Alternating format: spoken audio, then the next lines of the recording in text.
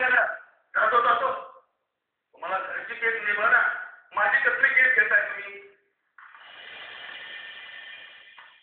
फार माजलाय. हा आता गेला तो.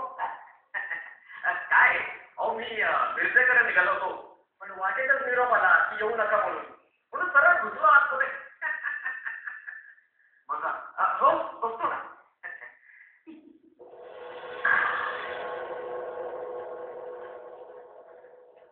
काय काय कोल्हापूरलाही अर्जंट कामासाठी निघालो, पण ते कॅन्सल झालं. आता वेळ होता म्हणून इकडे आलो. आणि बऱ्याच दिवसापासून मनामध्ये घोळत होतं की तुमच्याशी जरा बोलावं म्हणून. पण आता कसं सांगावं हाच विचार करतो, सांगू की नाही. मला वाटतं सांगावं नाही. आता कोणाबद्दल सांगायचंय? रंजिताबद्दल की सुनील? जाऊ द्या. अहो त्यांचं त्यांनाच फार झालंय. मला जरा तुमच्याविषयी बोलायचं. बोला. काय सांगायचं?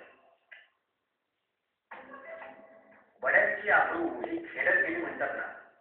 अहो ही म्हण इतकी बरोबर आहे ना. आता त्या परवाच्या त्या आडमुड्या केसचा असंच गोंधळ झाला ना. तुम्हाला सांगतो, एवढ्याच्या लहानशा गावामध्ये अहो काही केलं ना तरी एवढंच होणार.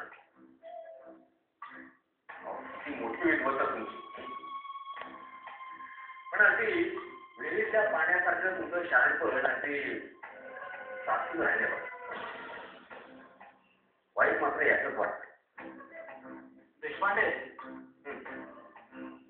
नाही हे सगळं तुम्ही मलाच सांगायला मग ऐकलंच पाहिजे. काय आहे, बोलणं आणि ऐकणं हा माझ्या धंद्याचाच एक भाग आहे. वा वा वा. एवढी तयारी हुशारी असते तर मग काय विचार करू. अहो तुम्हाला सांगतो, तुम्ही पुणे मुंबई दिल्ली सारख्या ठिकाणी सुद्धा खटले आहात. अहो नरहरी वकिलांना दिल्लीच्या कोर्टात मुंबईच्या कोर्टामध्ये फिरताना बघायचं आहे आम्हाला. आमचे पाहुणे या देशाचे नामांकित वकील झाले तर मला एवढा अभिमान वाटेल म्हणून तुम्हाला सांगतो. हे सांगायला तुम्ही देशपांडे. सर हो तुम्ही पुणे मुंबई दिल्ली सारख्या ठिकाणी आता फिरायला हवं. मोठमोठ्या गाड्यांमधून मोठमोठे व्यवहार करायला हवे.